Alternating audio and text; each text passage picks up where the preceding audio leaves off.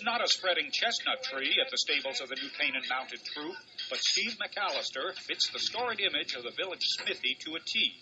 Brawny, his hammer sparking and ringing on his anvil, the Southbury native and his apprentices shoe horses throughout the state. Somebody get his foot over here. The 32-year-old McAllister says he never wanted to be anything but a blacksmith, to be near the horses he loves.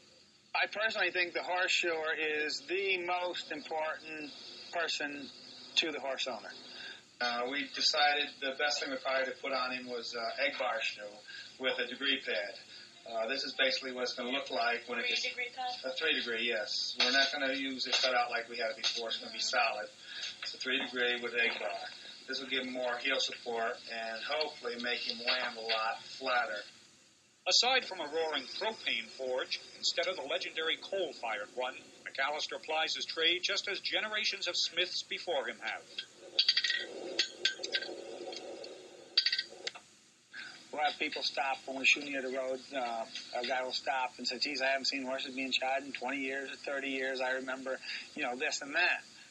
And although he's been at it for 15 years, McAllister admits he's still learning. It's hard for me to picture a straight piece of metal becoming a shoe. Okay, as it's bending, I can see it. Okay, I'll get done making a shoe, and there'll be hammer marks in it. Okay, a real good shoemaker, you won't even see hammer mark in the shoe. Though McAllister says there's an art to shoeing, he credits brawn too.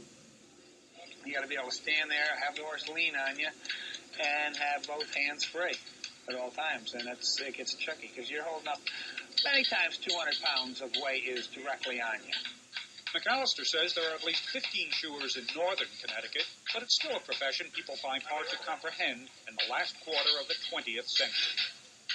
The guy says, well, what do you do? I said, I'm a horseshoer. He says, well, how many ringers do you get in a row? At $60 a horse, McAllister says he's never going to get rich, but that's okay with him. Can't think of myself doing anything else but shoeing or working with horses, okay? In New Canaan, I'm Ron Hollander, News 12.